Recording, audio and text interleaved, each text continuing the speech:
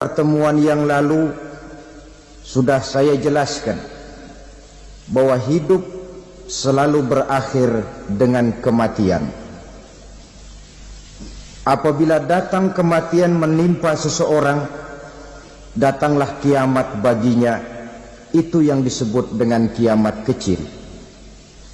Hakikatnya mati adalah perpindahan dari kehidupan di dunia ini menuju kehidupan di alam barzakh.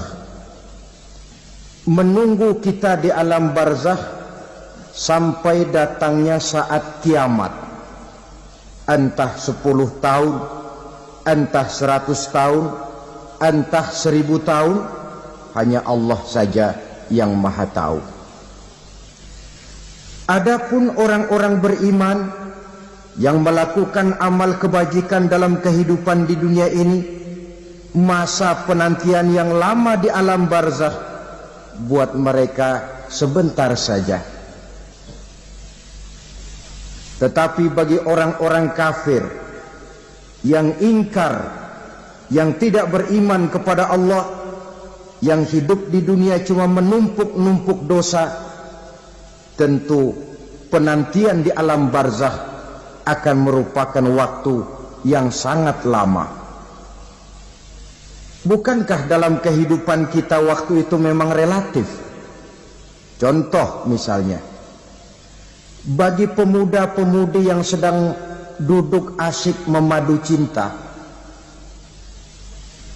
waktu 4-5 jam saja rasanya cuma 4-5 menit. Tenggelam oleh keasikan.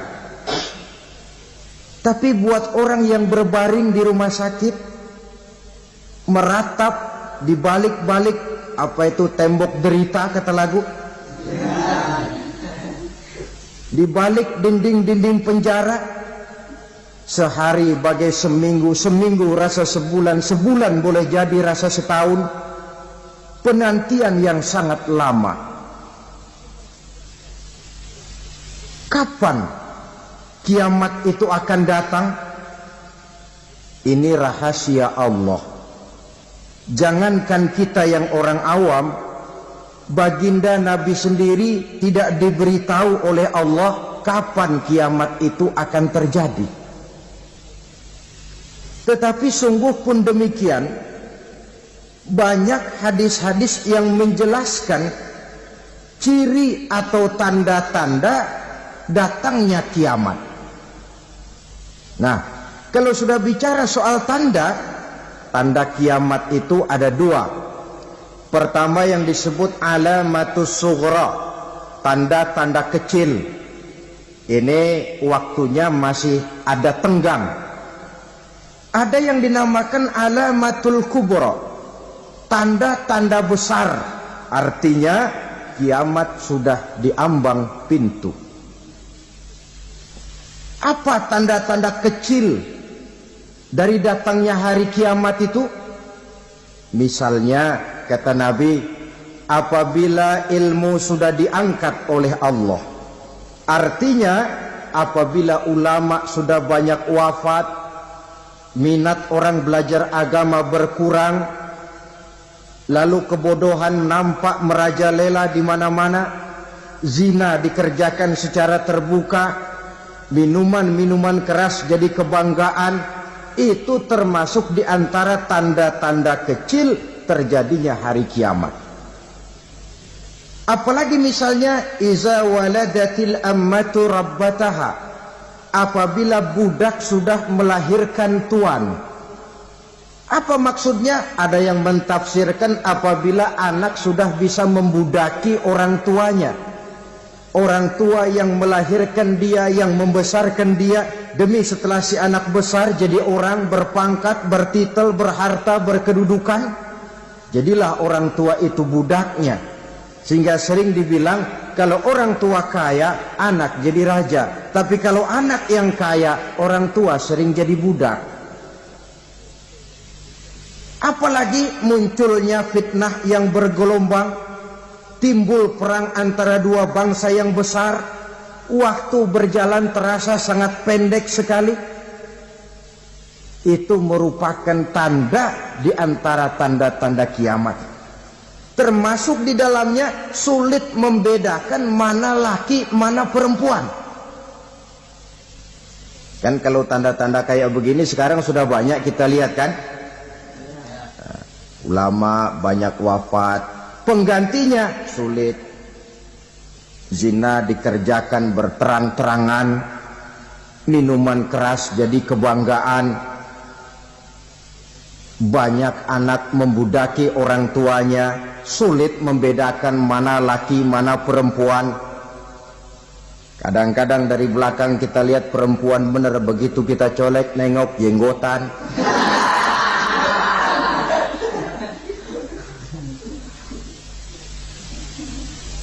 Ini termasuk tanda-tanda kecil, masih ada tenggang sampai akan terjadinya kiamat itu. Nah, yang dimaksud dengan tanda-tanda besar, ini tanda besar artinya kiamat sudah di ambang pintu. Pertama, matahari terbit dari sebelah barat. Apabila matahari sudah terbit dari arah sebelah barat, tertutuplah sudah pintu taubat. Bersabda Nabi kita, la taqumus sa'atu hatta tatlu'a syamsu min maghribiha. Tidak akan datang hari kiamat sampai matahari terbit dari arah sebelah barat. Fa iza tala'at, manakala matahari telah terbit dari arah sebelah barat, wa ra'ahan nasu, manusia banyak menyaksikan itu, amanu ajma'un, mereka pun lalu beriman. Yang tadinya kafir, yang tadinya ingkar, yang tadinya membangkang, setelah melihat matahari terbit dari sebelah barat, buru-buru beriman, berlomba-lomba mengucap 2 kalimat syahadat. Tapi apa yang terjadi? Kata Nabi, wadzalika hina la yanfa'u nafsan imanuha lam takun amanat min qabl. Hari itu adalah hari yang iman sudah tidak berguna lagi bagi seseorang apabila sebelumnya memang dia tidak pernah beriman. Au kasabat fi imaniha khaira, atau beriman tetapi tidak pernah melakukan kebajikan di dalam keimanannya itu. Hari yang sudah kasib, hari yang sudah terlambat, beriman tidak akan ada gunanya lagi. Ini pelajaran buat kita. Sebelum sang surya terbit dari sebelah barat, sebelum nafas sampai di tenggorokan, artinya pintu taubat masih terbuka. Kalau 2 hal itu sudah terwujud, nafas sudah sampai di kerongkongan atau matahari sudah terbit dari arah sebelah barat, tertutuplah sudah pintu taubat. Tak ada lagi gunanya pangkat, jabatan, harta, bahkan beriman pun dalam suasana macam itu. Too late, kata orang Kulon. Sudah terlambat. Matahari terbit dari arah sebelah barat. Itu tanda besar, artinya kiamat sudah di ambang pintu. Lalu apalagi tanda besar? Munculnya Dajjal. Dajjal artinya pendusta-pendusta yang menyesatkan manusia. Ada 2 macam Dajjal, saudara. Ada Dajjal kecil, ini Dajjal kelas teri. Kalau ini sejak zaman Rasulullah sudah ada itu. Tiap zaman ada. Di zaman Rasulullah misalnya ada yang bernama Aswad al-Unsi dari Yaman. Ada yang namanya Musailamah al-Kazzab dari Yamama. Ada yang namanya Ibnu Sayyad dari Madinah. Ini Dajjal-Dajjal di zaman Rasul. Musailamatul Kazzab memproklamirkan diri jadi nabi dia. Di zaman Rasul masih hidup. Ini Dajjal zaman Nabi. Di zaman sahabat muncul Dajjal-Dajjal. Di zaman kita sekarang ini Dajjal-Dajjal pun gentayangan. Dajjal-Dajjal kelas teri.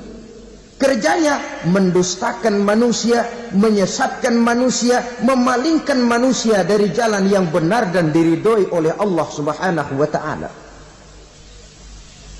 Adapun yang merupakan tanda besar dari datangnya kiamat, dajjal-dajjal kelas kakap, pembohong-pembohong besar yang menyesatkan masyarakat manusia berpaling dari jalan Allah mengikuti jalan mereka. Apa sih ciri dajjal itu? Kata Nabi dalam hadis Bukhari Muslim, innad dajjala, sesungguhnya yang namanya dajjal itu yakhruju, satu saat akan muncul mendekati hari kiamat, wa inna ma'ahu ma'an, si dajjal ini membawa air,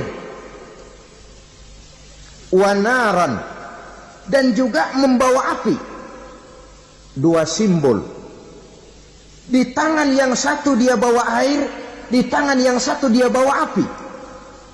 Wa ammal ladzi yarahu an-nasu ma'an fanarun, adapun yang orang banyak lihat air, hakikatnya adalah api. Yang dilihat api, hakikatnya adalah air. Oleh sebab itu, kalau api yang ditawarkan, ambillah air. Kalau air yang ditawarkan, pilihlah api. Maksudnya apa ini? Ini bahasa simbol, saudara-saudara.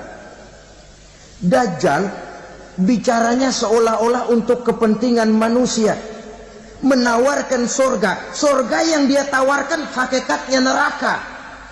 Hai manusia, kalau kau mau bahagia, jangan dekat-dekat dengan agama. Solat itu tidak efektif dan efisien, tidak produktif dari segi ekonomi itu. Menghadiri majelis taklim cuma buang-buang waktu. Tahajud, tasbih, tahlil, baca Quran, apa itu? Pekerjaan mubazir saja. Hidup ini cuma sekali, masa yang cuma sekali, manfaatkan dengan sebaik-baiknya. Mumpung, dibawanya sifat mumpung tetapi dalam pengertian yang sangat negatif. Bicaranya seolah-olah untuk kepentingan manusia, tetapi sebenarnya menjerumuskan manusia.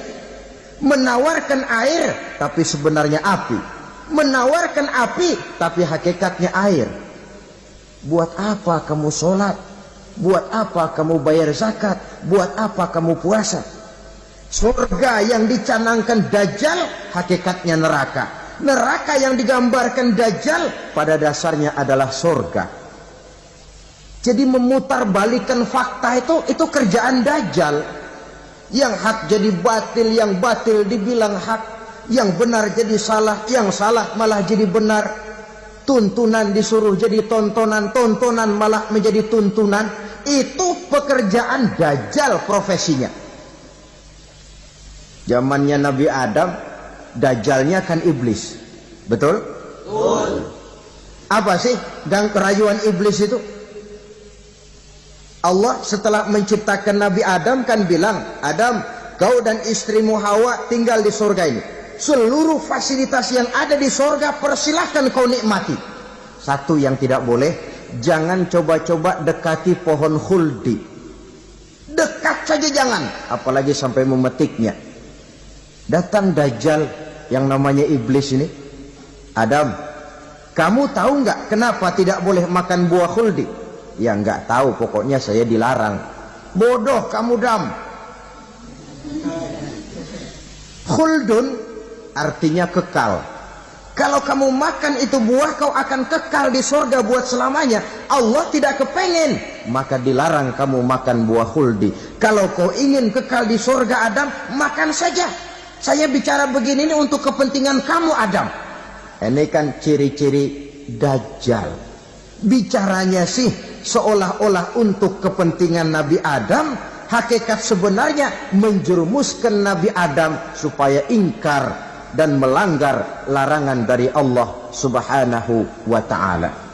Jadi setelah muncul Dajjal, timbul kekacauan-kekacauan di masyarakat. Banyak yang terpengaruh, terpedaya dan terpesona. Termasuk mereka yang memproklamirkan diri jadi nabi. mereka yang memproklamirkan diri jadi rasul di zaman sesudah Rasulullah wafat, itu adalah dajjal-dajjal. Maka saya ingatkan, kalau di zaman kita sekarang ini ada orang ngaku jadi nabi, ada orang ngaku jadi rasul, biar bahasa Arabnya kental, Quran hafal, hadis ribuan hadis hafal, biar pakai serban sampai menyengser ke tanah, bahasa Arabnya fasih, tapi dia mengaku jadi nabi, jadi rasul, kita umat Islam wajib tidak percaya. Wajib untuk tidak percaya. Itulah dajjal-dajjal zaman kita sekarang ini. Tidak mustahil mereka datang mempengaruhi orang-orang awam supaya berpaling dari Rasulullah, mengikuti mereka. Nah, di akhir zaman nanti, mendekati hari kiamat, dajjal ini muncul, dajjal kelas kakap, menyesatkan masyarakat manusia untuk berpaling dari Islam, mengikuti seruan mereka. Apalagi di antara datangnya kiamat itu, tanda yang besar itu, turunnya Nabiullah Isa Al-Masih, putra Maryam. Menurut berbagai hadis yang sahih, Nabi Isa Al-Masih nanti akan turun lagi. Tidak membawa risalah yang baru, tapi meluruskan risalah Islam ini yang telah banyak ditinggalkan oleh masyarakat. Bahkan ada hadis menjelaskan beliau akan membunuh Nabi, mematahkan kayu-kayu salib, lalu melaksanakan haji dan umrah mengikuti syariat Nabi Muhammad, bukan membawa agama baru. Menjadi semacam mujaddid, reformer, menyelamatkan manusia dari bisikan dajjal. Bahkan ada riwayat yang menjelaskan bahwa Nabi Isa berhasil mengalahkan dajjal, mengembalikan masyarakat manusia kembali kepada ajaran Islam yang datang dari Allah, dibawa oleh Rasulullah sallallahu alaihi wasallam. Dengan kata lain, turunnya Nabi Isa bukan sebagai nabi dan rasul baru, tetapi mengikuti syariat Nabi kita Muhammad sallallahu alaihi wasallam. Saudara hadirin, ibu-ibu hadirat yang saya hormati, kemudian apalagi di antara tanda-tanda besar akan datangnya kiamat itu? Keluarnya asap atau awan.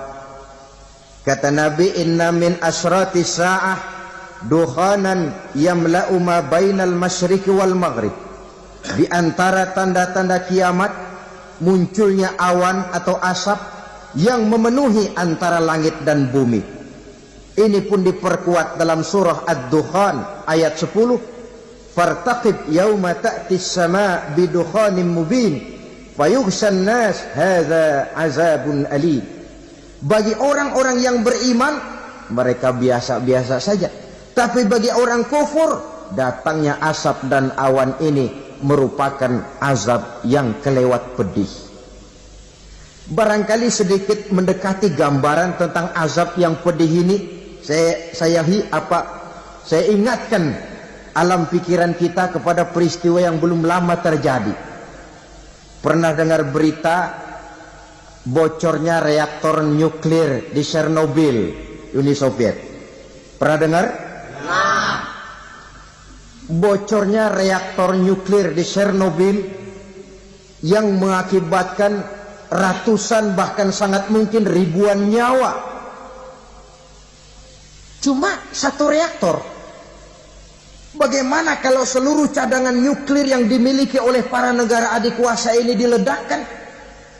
Bahkan yang konon menurut catatan, cadangan nuklir yang dimiliki bersama oleh Amerika dan Rusia sekarang ini sudah sanggup memusnahkan 6 miliar manusia.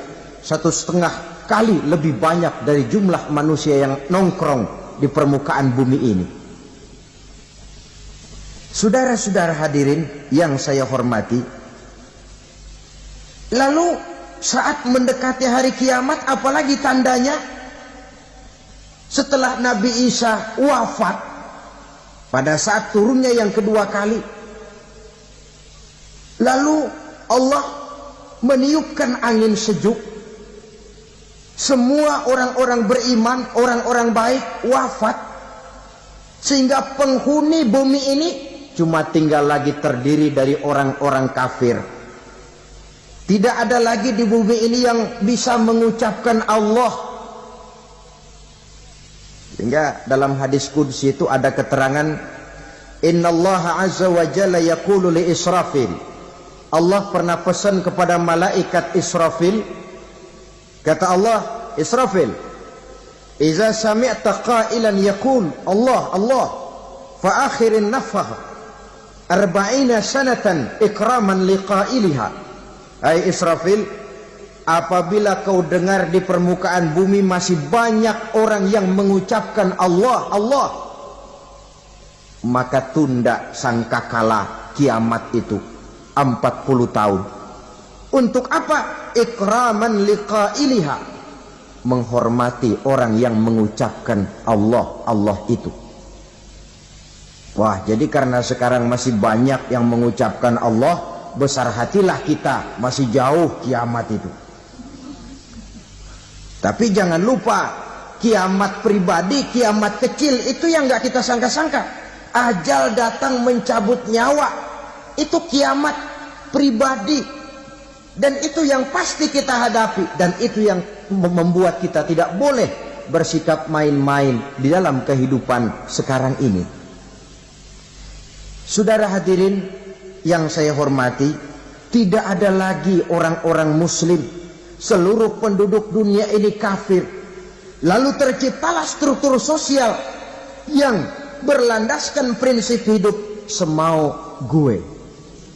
Bakal terjadilah prinsip di mana yang kaya menyantap yang miskin, yang kuat menindas yang lemah.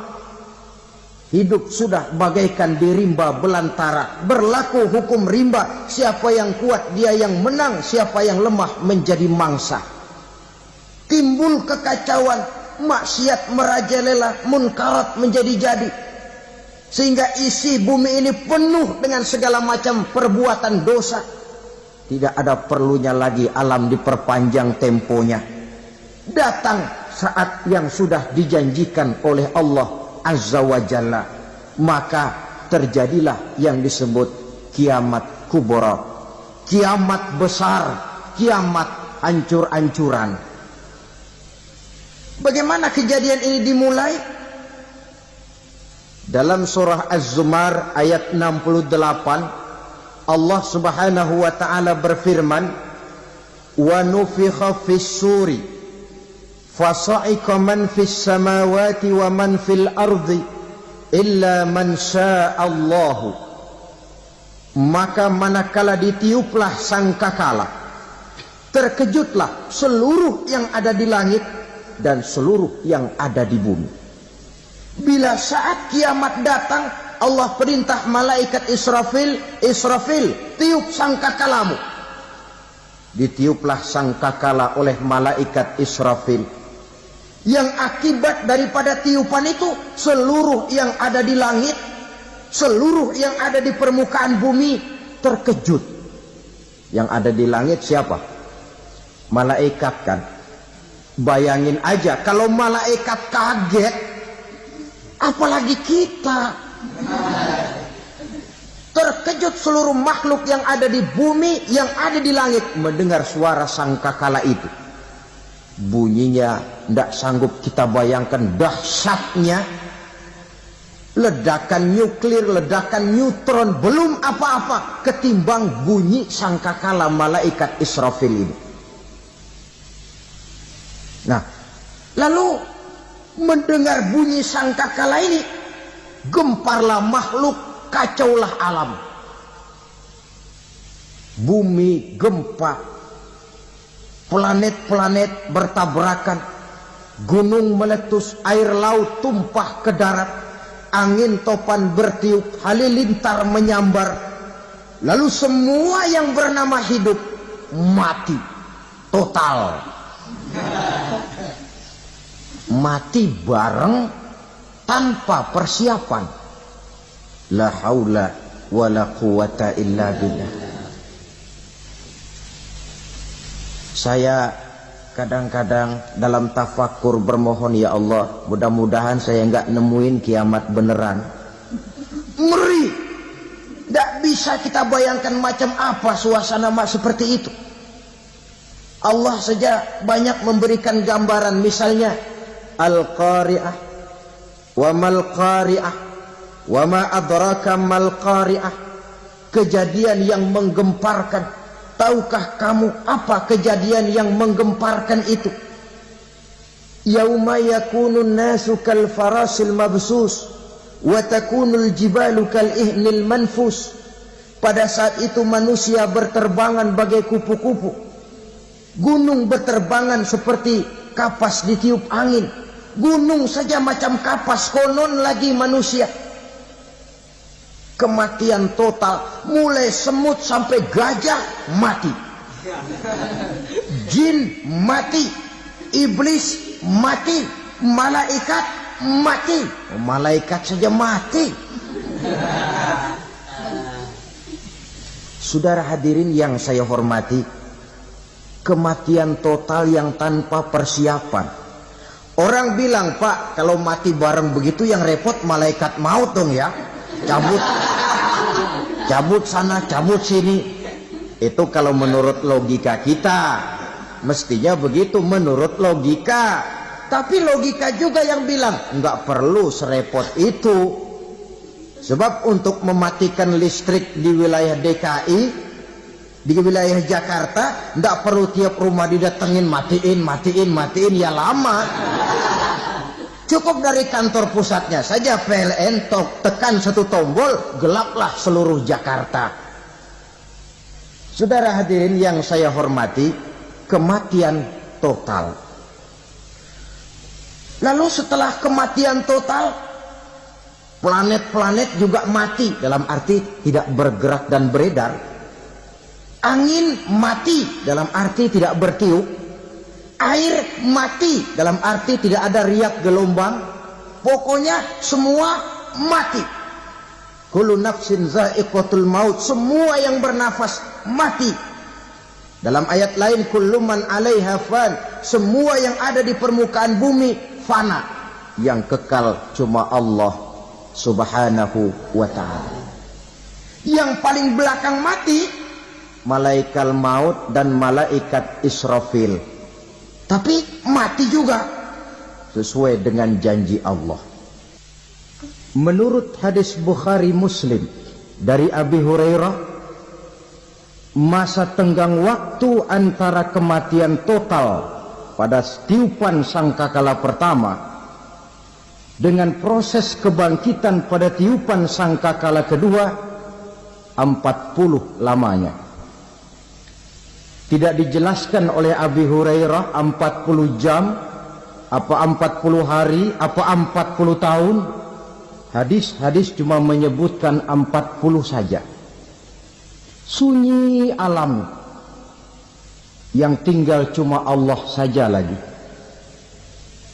Ketika itu Allah berseru-seru, katanya, limanil mulkul yauma. Siapa para penguasa hari ini?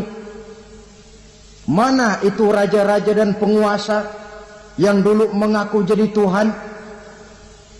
Fir'aun. Mana Fir'aun sekarang? Yang dulu jadi raja, merasa berhasil, sombong, lalu tidak mau turun-turun dari kekuasaannya, sampai kepada puncak kekurang ajarannya mengangkat diri jadi Tuhan. Mana itu Fir'aun? Namrus. Mana sekarang Namrus? La ilaha illa ana. Ternyata tidak ada Tuhan lain selain daripada aku, kata Allah. Proses kemudian, saudara-saudara, turunlah hujan dari langit. 40 lamanya hujan itu. Tidak jelas juga 40 jam apa 40 hari. Setelah air turun membasahi, datanglah tiupan sangkakala yang kedua. semua yang bernama mati bangkit dari kuburnya masing-masing.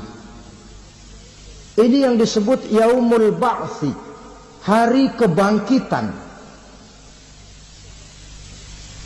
Allahu Akbar. Pada saat kita bangkit dari kubur kita masing-masing, kumpul di padang mahsyar namanya. Bayangin aja, saya sendiri nggak sanggup bayangin. Manusia sejak zaman Adam sampai zaman kiamat kumpul bareng di tempat sama. Berapa banyaknya itu?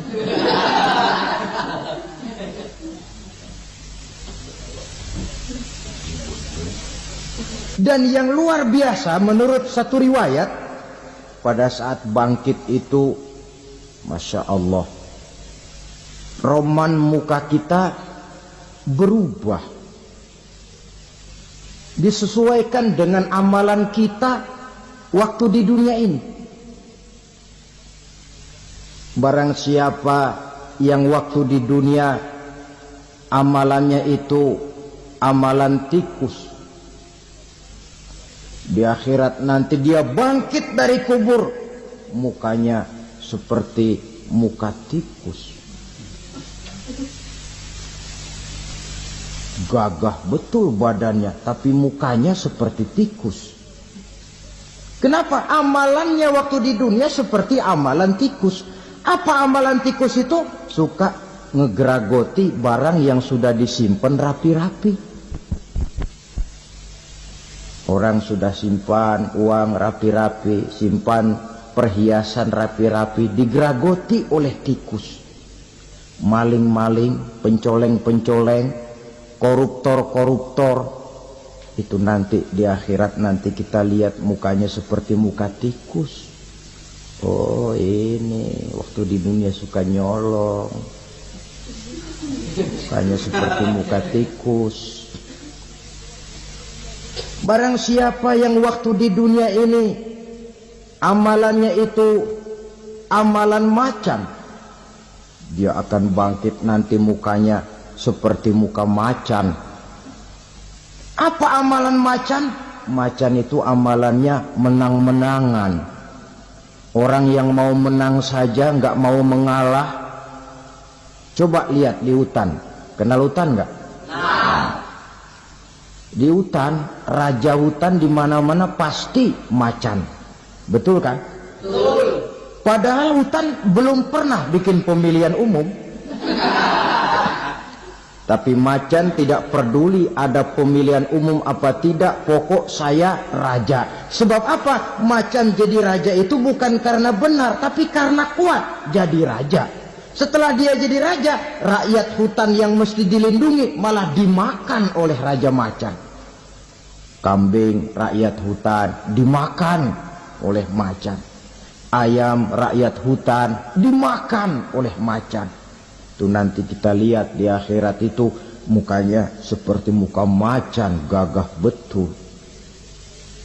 Lalu barang siapa yang di dunia ini amalannya itu seperti amalan anjing, nanti dia punya muka seperti muka anjing. Apa amalan anjing?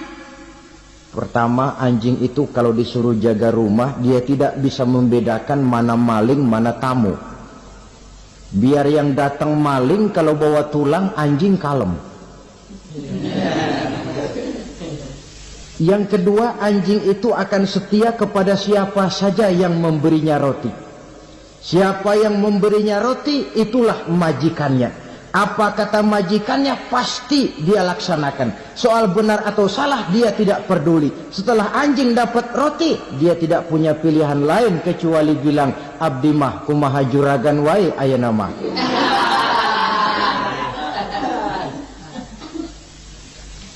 Saudara hadirin yang saya hormati, berkumpul di padang mahsyar, tiap orang sibuk dengan persoalannya masing-masing. Matahari waktu itu didekatkan oleh Allah, panas luar biasa. Ada yang saking panasnya itu mencucurkan peluh keringat sampai sebatas mata kakinya, ada yang keringatnya sampai sedengkulnya, ada yang keringatnya sampai sepusatnya, ada yang keringatnya mengalir sampai sebahunya, ada yang kelelap oleh keringatnya sendiri, sementara orang di sampingnya nggak apa-apa. Bergantung lagi amalan dia waktu di dunia ini. Saudara-saudara, sebagian orang dalam kepanikan padang mahsyar berombong-rombong datang mereka menghadap Nabi Adam. Ya Adam, anta abal bashar. Hai Adam, Tuhan adalah bapak moyang manusia. Kami sebentar lagi akan disidang, dimintakan pertanggungan jawab. Tolonglah kami, hai Adam. Kata Nabi Adam, jangankan nolongin sampean, saya sendiri tanggung jawab di hadapan Allah ketika dulu tidak boleh makan khuldi, saya serobot. Sudahlah, urus diri masing-masing saja, nafsi. Begitu kata Nabi Nuh, begitu kata Nabi Ibrahim. Tiap orang bertanggung jawab sendiri-sendiri. Ketika itulah saudara-saudara, nikmatnya menjadi umat Nabi besar Muhammad sallallahu alaihi wasallam. Sebab apa? Walaupun menurut abjad kita ini umat paling belakang, kan paling belakang kita ini toh, karena Nabi Muhammad adalah Nabi akhir, tapi akan dihisap lebih dulu, lewat di atas sirat lebih dulu, masuk surga lebih dahulu ketimbang umat-umat belakangan.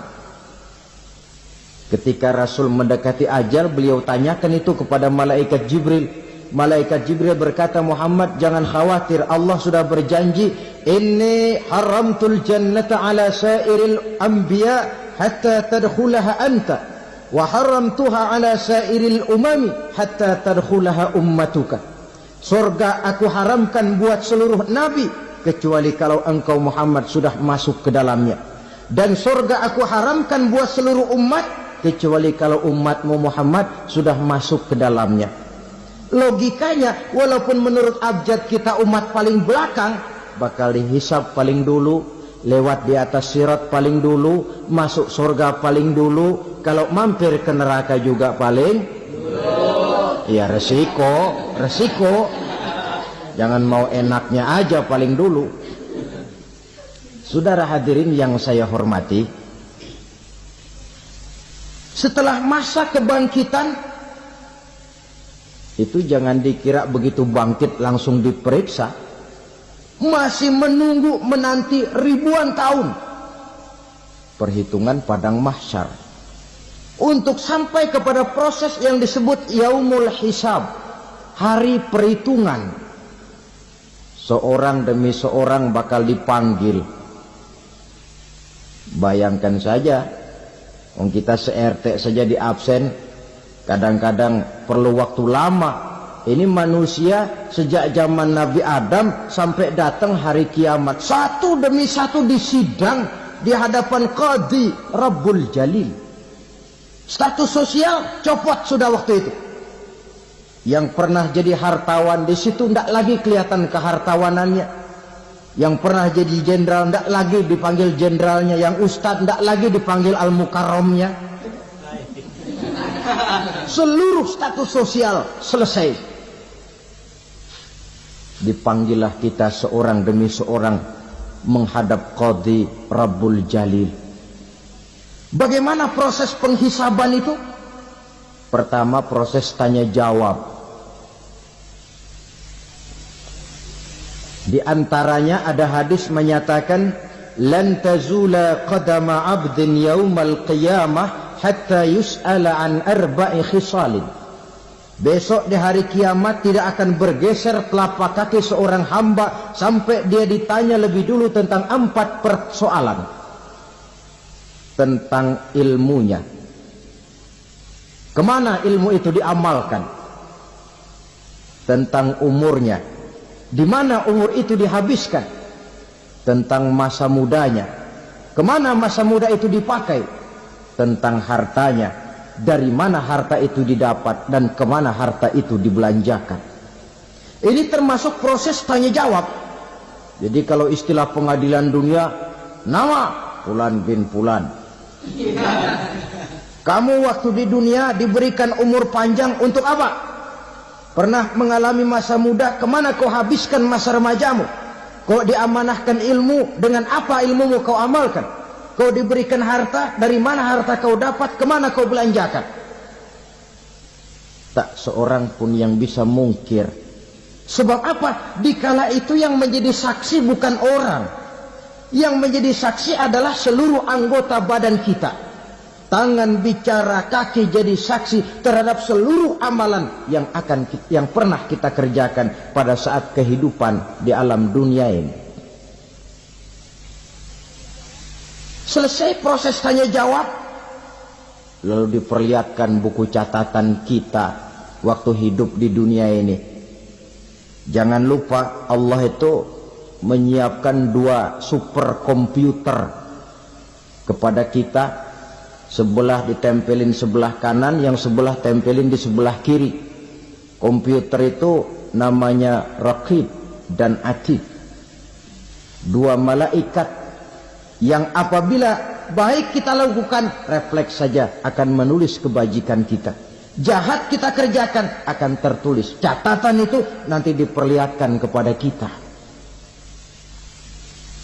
Waduh, alangkah malunya pada saat diperlihatkan catatan kita, buku rapot kita merah melulu. Barangkali diperiksa sambil diomelin, brengsek lo. Buku merah melulu begini, bagaimana waktu hidup di dunia? Tidak cukup diperlihatkan buku catatan kehidupan, rekaman kehidupan. Rekaman kehidupan kita secara utuh sejak terlahir sampai ajal datang merenggut nyawa. Barangkali mirip dengan video sekarang ini, di mana terekam dengan baik seluruh kegiatan kita sejak yang sekecil-kecilnya sampai kepada yang sebesar-besarnya. Untuk kemudian kita pun menerima balasan. In khairan fa khairun wa in syarran fa syarrun. Kalau baik ya baik balasannya, kalau jahat ya jahat juga balasannya. Catatan-catatan kita diberikan. Kalau banyak kebajikannya diberikan di tangan kanan dengan cara yang halus. Kalau banyak kejahatannya diberikan dari sebelah kiri atau dilempar dari belakang. Itulah sebabnya sejak di dunia ini kita sudah mohon kepada Allah. Ketika berwudu membasuh tangan kanan, apa kita bilang? Allahumma a'tini kitabi biyamini wa hasibni hisaban yasira. Ya Allah, berikan saya kitab di tangan kanan, dan kalau saya memang perlu dihisap, hisaplah saya yang seringan-ringannya. Tangan kiri berlindung kita kepada Allah. Jangan sampai diberikan kitab di tangan kiri atau dari arah sebelah belakang. Wa a'udzubika an tu'tiya kitabi bishimali aw min wara'i zuhri, dari arah sebelah belakang. Na'udzubillah min dzalik. Setelah selesai lewat proses penghisaban, lewat mizan, timbangan, maka yang sudah selesai dihisab itu bergeraklah menuju sirat, jembatan yang terbentang menuju surga melalui neraka. Saudara-saudara, panjangnya perjalanan sirat itu memakan waktu ratusan tahun. Tetapi orang yang lewat di atas sirat pun macam-macam, bergantung amalannya ketika di dunia ini. Ada yang lewat di atas sirat itu kalbarkil khatib, seperti kilat yang menyambar, lep, sudah sampai dia di surga. Cepat bukan main. Ada yang lewat di atas sirat itu seperti orang lari-lari. Ada yang lewat di atas sirat itu seperti orang jalan biasa. Ada yang sambil merangkak, ada yang sambil ngesor, ada yang sambil gelayutan. Ada yang selamat sampai ke ujung, ke surga. Ada yang tergelincir jatuh masuk ke dalam neraka, bergantung amalannya dalam kehidupan di dunia sekarang ini. Tiap kita akan melewati yang namanya sirat ini. Saudara-saudara kaum muslimin yang saya hormati, dengan demikian mereka yang selamat melalui sirat sampai ke terminal akhir surga, mereka yang ketika dihisab ternyata banyak kejahatannya daripada kebaikannya, mereka singgah di dalam neraka. Nah, adapun orang-orang yang beriman menurut ayat Quran dan hadis Nabi itu nanti ada bermacam-macam. Ada orang beriman itu yang dimasukkan surga. Ada orang beriman itu yang dimasukkan ke dalam surga. Ada orang beriman itu yang disebut penduduk surga. Kenapa lain-lain, Pak? Karena waktu di dunia amalannya juga lain-lain. Ada orang beriman yang masuk surga. Ini paling murah tiketnya. Mau masuk surga? Kata Nabi begini, ma min abdin qala la ilaha illallah thumma mata ala dhalik illa dakhala al-jannah. Kalau seorang hamba sudah mengucap dua kalimat syahadat, dia yakin dengan kebenaran kalimat itu sampai matinya, orang itu akan masuk surga. Abi Dzar yang waktu itu diajak bicara heran, ya Rasul kok gampang betul? Iya. Walaupun orang itu mencuri, iya. Walaupun orang itu berzina, iya. Biar dia mencuri, biar dia berzina, kalau dia sudah mengucap dua kalimat syahadat, dia yakin dengan kebenaran kalimat itu sampai matinya, itu orang akan masuk surga. Jadi masuk surga cukup dua kalimat syahadat, yakin sampai mati, masuk surga. Itu perkara masuk. Tapi kalau pertanyaannya diterusin, masuknya kapan, Pak? Nah, ini lain lagi urusannya. Sebab ada yang masuknya itu langsung, ada yang mampir dulu. Di sana tempat cuma dua, kalau tidak surga, neraka. Mau ke surga tapi mampir dulu, yang mampirnya jelas di neraka. Kenapa? Dalam hadis qudsi ada riwayat, nanti itu di akhirat, setelah Allah selesai mengatur penduduk surga masuk surga, yang neraka masuk neraka, Allah berkata kepada malaikat Malik, malaikat Malik, labaik ya Allah, itu bajingan-bajingan tengik, manusia-manusia durjana yang waktu di dunia tidak mau sujud, jauh dari ulama, gemar melakukan yang munkarat dan maksiat, hidup di tengah masyarakat selalu jadi bibit keonaran, kufur, sudah masuk neraka semua. Sudah ya Allah. Nah, kalau sudah, coba sekarang kamu masuk, Malik. Saya, iya, masuk neraka. Mau apa ya Allah? Kata Allah, akhriju minan nar man kana fi qalbihi misqala habatin min khardalin min iman. Kau masuk neraka, cari di dalam neraka orang-orang yang ada imannya walaupun kecil sebesar biji zarah, angkat mereka keluar. Masuk malaikat Malik ke neraka, cari orang yang ada imannya, korek-korek. Ya repot, udah pada gosong. Yang ada imannya diangkat ke atas, yang ada imannya diangkat ke atas, lalu dimandikan di Nahrul Hayat, namanya sungai kehidupan di akhirat nanti. Cakep lagi rupanya, bersih lagi wajahnya, apel di hadapan Allah. Kata Allah, bagaimana mas? Kapok nggak sampean? Kapok ya Allah. Nah, kalau kapok, idhab fadkhulil jannah, pergi masuk surga sana. Berangkat mereka ke surga, ketemu sama teman-temannya yang udah sampai lebih dulu, yang nggak pakai mampir lagi. Terjadi dialog, Kata teman-temannya yang udah pada nyampe duluan, Mas, iya, emang baru sampai? Saya baru sampai. Memang mampir di mana dulu, Mas? Kita sudah lama sampai di surga. Saudara buka surah Al-Muddatsir ayat 34-35. Masalakakum fis saqar?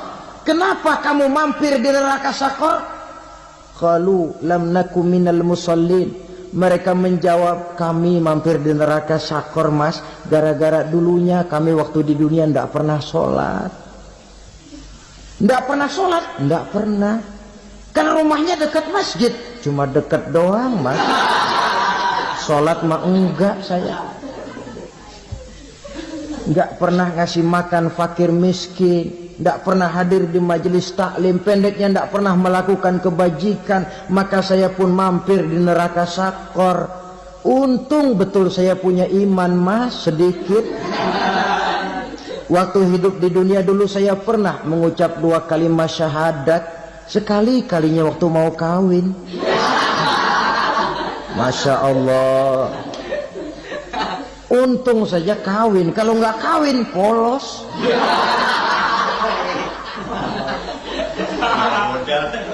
Itu juga pengulu sudah setengah mati ngajarin. Asyhadu alla, asyaduaan, asyaduaan.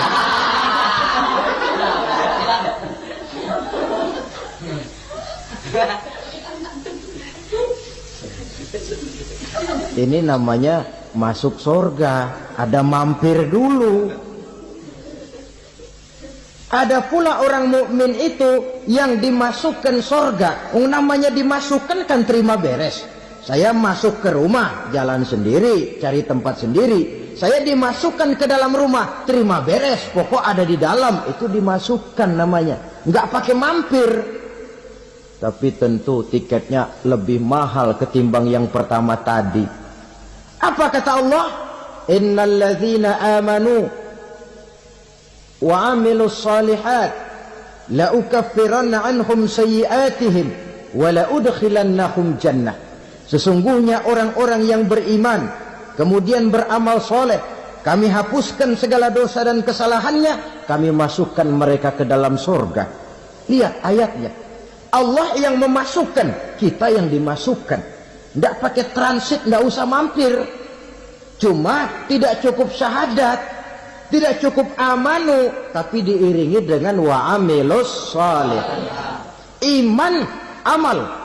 Tidak cukup syahadat, lalu dibuktikan dia sholat, dia zakat, puasa, lalu dia melakukan berbagai macam kebajikan. Ini yang menyebabkan dia tidak pakai mampir di tempat yang bernama Saqar. Lalu ada pula orang mukmin itu yang disebut penduduk surga. Wah, ini sudah VIP ini. Ashabul jannah, penduduk surga. Siapa mereka? Kata Allah, innal ladzina amanu summa istaqamu fala khaufun 'alaihim wala hum yahzanun ulaika ashabul jannah hum fiha khalidun. Sesungguhnya orang-orang yang beriman lalu istiqamah, tetap dalam melaksanakan perintah Allah, tidak goyah, tidak labil tapi stabil, istiqamah, mereka tidak takut dan tidak bersedih hati. Merekalah penduduk surga. Iman, istiqamah. Tidak punya duit, sembahyang. Banyak duit, sembahyang. Miskin, sembahyang. Kaya, tetap sembahyang. Istiqomah. Kadang orang kalau susah rajin ke masjid, banyak duitnya ngelihat masjid melengos. Itu yang dibilang waktu miskin hamba Allah, setelah kaya jadi hamba harta. Bergeser, tidak ada nilai istiqomahnya. Saudara-saudara, dengan begitu penduduk neraka itu dua. Ada penduduk permanen, ada penduduk yang semi permanen. Yang semi permanen orang-orang beriman yang mempunyai dosa besar. Mereka masuk ke neraka untuk menerima azab sesuai dengan dosanya. Bila selesai masa azab itu, mereka akan diangkat untuk ditempatkan kembali ke dalam surganya Allah Subhanahu wa ta'ala. Nah, dikala itulah saudara-saudara ada yang disebut syafaat dari Rasulullah Sallallahu Alaihi Wasallam. Tapi tentu jangan lupa syafaat ini ibarat kain menambal dia. Kita punya kain bolong-bolong sedikit, syafaat yang menambal. Sholat kita ada kurang dikit, sedekah kita ada campur riak dikit, amalan kita ada tidak karena Allah dikit, kita berharap syafaat. Jadi biarlah kain masih bolong-bolong, yang penting punya kain. Tapi kalau kainnya tidak ada, yang ditambal apanya? Sholat tidak, puasa tidak, zakat tidak, berharap syafaat saja. Ya, terlalu berlebihan itu. Saudara hadirin yang saya hormati, apabila selesai proses penghisaban, proses penghitungan, maka dikala itulah manusia terbagi dalam dua kelompok besar. Fariqun fil jannah wa fariqun fis sa'ir. Sekelompok orang-orang beruntung yang masuk ke dalam surga, dan sekelompok lagi masuk ke dalam neraka. Akan memakan waktu untuk menceritakan sifat surga dan neraka, tapi insya Allah pada kesempatan pertemuan lain saya sampaikan. Namun sebagai gambaran umum cukuplah saya sampaikan sebuah hadis qudsi. Allah jelaskan, a'dadtu li'ibadiyas salihin ma la aynun ra'at wa la uzunun sami'at wa la khatara fi qalbil bashar. Aku sediakan buat hamba-hambaku yang soleh, yang tidak pernah terlihat oleh mata, tidak pernah terdengar oleh telinga, dan belum pernah terdetik dalam hati manusia. Jadi kenikmatan surga belum pernah dilihat mata, belum pernah didengar telinga, belum pernah terdetik dalam hati. Pedihnya azab neraka belum pernah terlihat mata, belum pernah terdengar telinga, belum pernah terdetik dalam hati. Saudara hadirin yang saya hormati, oleh karena itu sebagai uraian akhir daripada kiamat ini, marilah sama-sama kita memanfaatkan hidup dengan sebaik-baiknya, supaya jangan timbul penyesalan di hari kemudian nanti. Mudah-mudahan kita seluruhnya diselamatkan Allah dari azab neraka dan mendapat surga dan ridhonya. Sekian dan demikianlah pertemuan kita kali ini. Terima kasih banyak atas segala perhatian. Mohon maaf atas segala kekurangan. Usikum wa nafsi bitaqwallah. Wassalamualaikum warahmatullahi wabarakatuh.